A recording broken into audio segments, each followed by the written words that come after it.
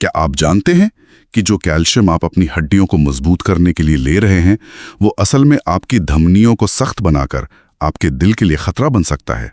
या ये सोचिए, क्या विटामिन डी की गोली अकेले लेना फायदेमंद होने की जगह आपको धीरे धीरे बीमार कर सकता है? ये सुनने में थोड़ा अजीब लगता है ना? बिल्कुल। आज हम पोषण की दुनिया की एक ऐसी ही छिपी हुई साझेदारी का पर्दाफाश करने वाले हैं। एक ऐसी कहानी जिसमें हीरो और विलेन का किरदार एक ही पोषक तत्व निभाता है और सब कुछ इस बात पर निर्भर करता है कि उसका साथी कौन है। तो आज हम गहराई से समझेंगे विटामिन डी और उसके एक गुमनाम लेकिन बेहद जरूरी पार्टनर विटामिन K2 MK7 को।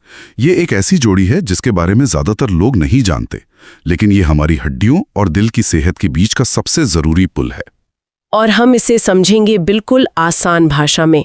हम कैल्शियम को एक ट्रैफिक की तरह देखेंगे और जानेंगे कि कैसे एक ट्रैफिक डायरेक्टर की गैर मौजूदगी में पूरे शरीर में जाम लग सकता है और इसके नतीजे बहुत खतरनाक हो सकते हैं। हाँ।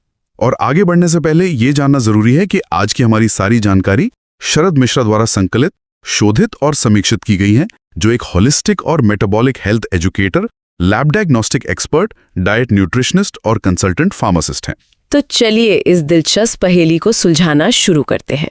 हम सब बचपन से एक ही बात सुनते आए हैं, मजबूत हड्डियों के लिए कैल्शियम और विटामिन डी जरूरी है। हाँ, दूध पियो, पनीर खाओ, धूप में बैठो। बस कहानी यहीं खत्म हो जाती है। सही कहा ना? ज्यादातर लोगों के लिए हाँ, कहानी यहीं खत्म हो जाती है, लेकिन असल में असली कहानी तो यहीं से शुरू होती है। अच्छा? देखिए, विटामिन डी का काम है हमारे खाने से कैल्शियम को सोखकर खून में लाना। वो एक बहुत ही कुशल गेटकीपर की तरह है। एक गेटकीपर? हाँ, जो कैल्शियम को शरीर के अंदर आने का रास्ता देता है। यहाँ तक सब ठीक है। तो फिर इसमें दिक्कत क्या है? शरीर में कैल्शियम आ रहा है, ये तो अच्छी बात है। दिक्कत ये है कि विटामिन डी एक बेहतरीन गेटकीपर तो है, लेकिन वो एक खराब गाइड है। खराब गाइड मतलब वो कैल्शियम को शरीर के अंदर तो ले आता है, लेकिन उसे ये नहीं बताता कि खून में आने के बाद जाना कहाँ है। उसकी ड्यूटी बस गेट पर खत्म हो जाती है। लेकिन शरीर का सिस्टम इतना अधूरा क्यों लगता है? अगर विटामिन डी कैल्शियम को अंदर लाता है, तो शरीर ने उसे सही जगह भेजने का इंतजाम साथ में क्यों नहीं किया? ये तो एक डिजाइन फ्लॉ जैसा लगता है। ये बहुत ही अच्छा सवाल है। ये डिजाइन फ्लॉ नहीं, बल्कि हमारी बदलती जीवन शैली का नतीजा है। पहले हमारे खाने में वो सारी चीजें होती थीं जो इस पूरे सिस्टम को चलाती थीं। अब वो चीजें गायब हो गई हैं। ओके। तो होता ये है कि ये कैल्शियम जिसे हड्डियों और दांतों में जाना चाहिए था, वो खून में तैरता रहता है और गलत पते पर पहुंच जाता है। गलत पता मतलब कहाँ? मतलब हमारी धमनियों में, जो हमारे दिल से पूरे शरीर में खून पहुंचाती हैं, या फिर हमारी किडनी या दूसरे नरम ऊतकों में। कल्पना कीजिए कि पानी के पाइप में धीरे धीरे खारापन जमता जाता है और पाइप सख्त और संकरा हो जाता है। बिल्कुल, और फिर पानी का प्रेशर बढ़ जाता है और पाइप फट भी सकता है। एग्जैक्टली। बिल्कुल वही होता है हमारी धमनियों के साथ। जब कैल्शियम वहां जमता है तो धमनियां सख्त और संकरी होने लगती हैं। अच्छा। इसे मेडिकल भाषा में वैस्कुलर कैल्सिफिकेशन कहते हैं। ये सिर्फ पाइप का जाम नहीं है, ये हाई ब्लड प्रेशर, दिल के दौरे और स्ट्रोक का सीधा रास्ता बन सकता है। बाप रे। और यहीं पर इस कहानी के असली हीरो की एंट्री होती है। अच्छा, तो इस गुत्थी को थोड़ा और सुलझाते हैं। ये हीरो है कौन जो कैल्शियम को सही रास्ता दिखाता है और इस खतरनाक ट्रैफिक जाम को क्लियर करता है? ये हीरो है विटामिन K2 और खास तौर पर उसका एक रूप जिसे MK7 कहते हैं। MK7? हाँ, उसका काम ही यही है। ये कैल्शियम का ट्रैफिक डायरेक्टर है। ये सुनिश्चित करता है कि कैल्शियम सही जगह यानी हड्डियों में जाए और गलत जगह यानी धमनियों में ना जमे। इसे समझने के लिए चलिए आपके शरीर में चल रही एक कंस्ट्रक्शन साइट की कल्पना करते हैं। ठीक है, एक कंस्ट्रक्शन साइट, ये मजेदार होगा। तो देखिए, विटामिन डी ने गेटकीपर बनकर कैल्शियम यानी सीमेंट की बोरियों को साइट के अंदर तो पहुंचा दिया, लेकिन अब वो बोरियां जहां तहां पड़ी हैं, रास्तों पर, आने जाने की जगह पर। इससे काम रुक गया है और रास्ते जाम हो गए हैं। ये जाम हुई जगह है आपकी धमनियां हैं। समझ गया। और अब साइट पर दो तरह के कर्मचारी हैं। पहला है ओस्टियोकैल्सिन। इसे हड्डियों का मिस्त्री समझिए। इसका काम है सीमेंट उठाकर हड्डियों की दीवार बनाना, लेकिन ये बड़ा आलसी है, बस सोता रहता है। और दूसरा कर्मचारी कौन है? दूसरा है मैट्रिक्स ग्ला प्रोटीन यानी MGP। ये हमारी धमनियों का सफाई कर्मचारी है। MGP ये हमारी धमनियों का सफाई कर्मचारी है। इसका काम है रास्तों में पड़े फालतू सीमेंट के कचरे को साफ करना। लेकिन दिक्कत यह है कि ये भी आलसी है, इसकी मशीन बंद पड़ी है। मतलब मिस्त्री भी सो रहा है और सफाई कर्मचारी भी काम नहीं कर रहा, तो काम कैसे होगा? यहीं एंट्री होती है साइट मैनेजर की, विटामिन K2 MK7। वाह! वो सबसे पहले मिस्त्री यानी ऑस्टियोकैल्सिन के पास जाता है और उसे जगाता है, उसे एक्टिवेट करता है। वो कहता है उठो, ये सीमेंट की बोरियां उठाओ और हड्डियों की दीवार में लगाओ। अच्छा। जैसे ही मिस्त्री एक्टिवेट होता है, वो खून में तैर रहे कैल्शियम को पकड़कर हड्डियों में जमा करने लगता है, जिससे हड्डियां मजबूत होती हैं। वाह, ये तो कहानी में एक दिलचस्प मोड़ है। तो उसने मिस्त्री को तो काम पर लगा दिया, अब धमनियों में जो कैल्शियम जमा है उसका क्या? बिल्कुल, अब मैनेजर यानी K2 सफाई कर्मचारी MGP के पास जाता है और उसकी बंद पड़ी मशीन को चालू कर देता है। ओके। जैसे ही MGP एक्टिवेट होता है, वो धमनियों की दीवारों पर और रास्तों में पड़े फालतू कैल्शियम के कचरे को साफ करना शुरू कर देता है। अरे वाह! इससे धमनियां साफ, लचीली और खुली रहती हैं और खून का बहाव सही बना रहता है। वाकई हैरान करने वाली बात है। मतलब विटामिन डी सिर्फ कैल्शियम को अंदर लाता है, हाँ, लेकिन K2 के बिना वो कैल्शियम या तो बेकार पड़ा रहता है या फिर नुकसान पहुंचाता है। बिल्कुल, एक गेट कीपर है तो दूसरा ट्रैफिक डायरेक्टर और साइट मैनेजर। ये तो एक परफेक्ट टीम हुई। बिल्कुल सही। Vitamin D plus vitamin K2 मतलब मजबूत हड्डियां और साफ धमनियां।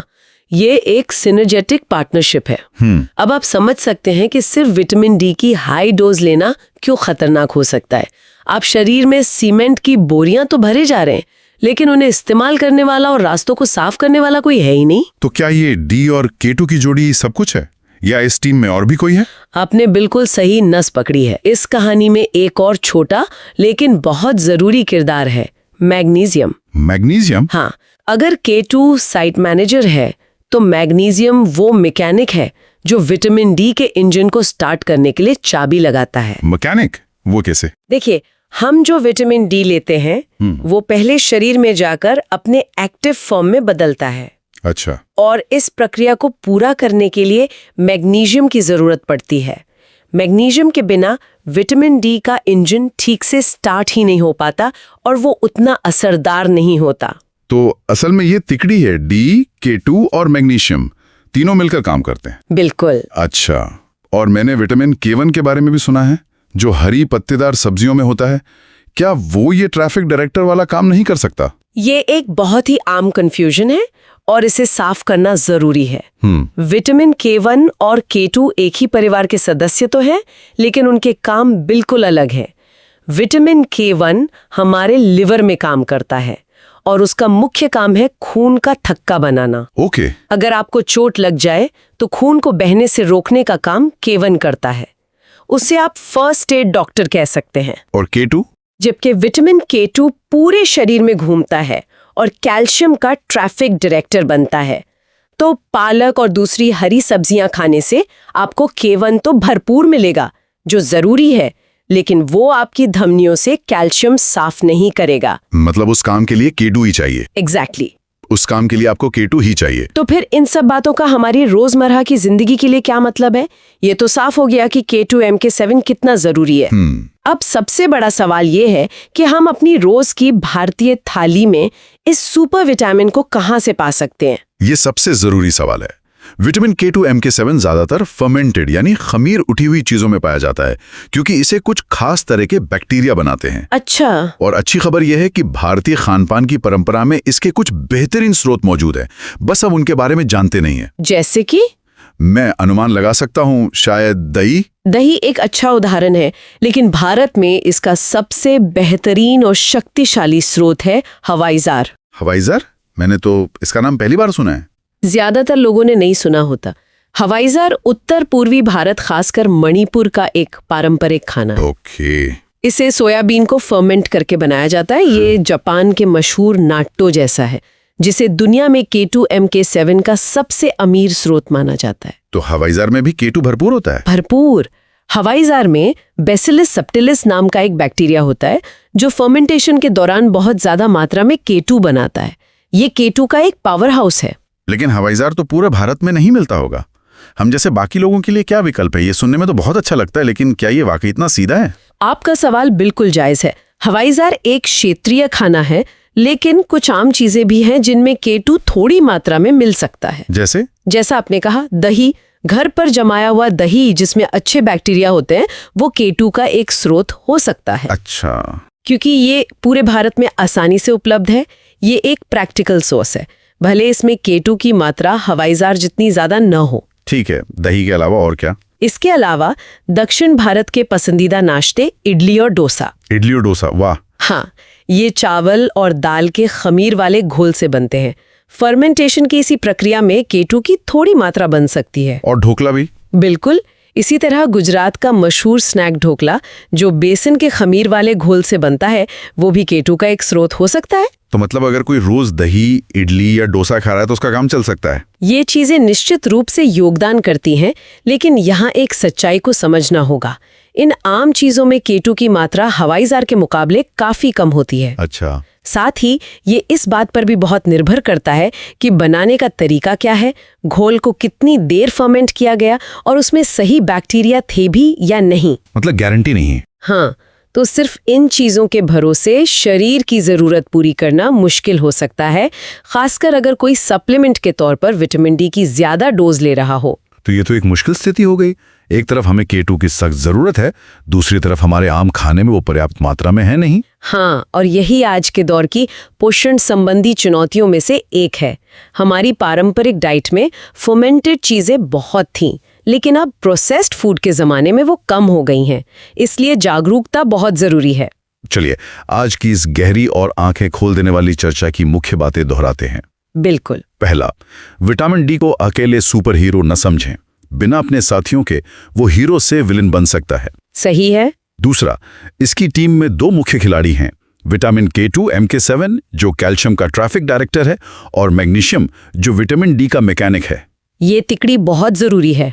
तीसरा, K2 कैल्शियम को हड्डियों तक भेजता है और धमनियों से दूर रखता है, जिससे हड्डियां और दिल दोनों सुरक्षित रहते हैं। हाँ।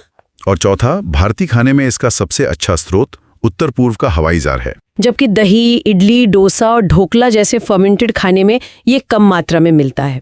यहाँ सबसे दिलचस्प बात यह है कि यह सिर्फ हड्डियों या विटामिन की बात नहीं है, यह सीधे तौर पर हमारी खाने की आदतों, हमारी हड्डियों की मजबूती और हमारे दिल की सेहत को जोड़ता है। ये हमें बताता है कि पोषण कितना जटिल और एक दूसरे से जुड़ा हुआ है।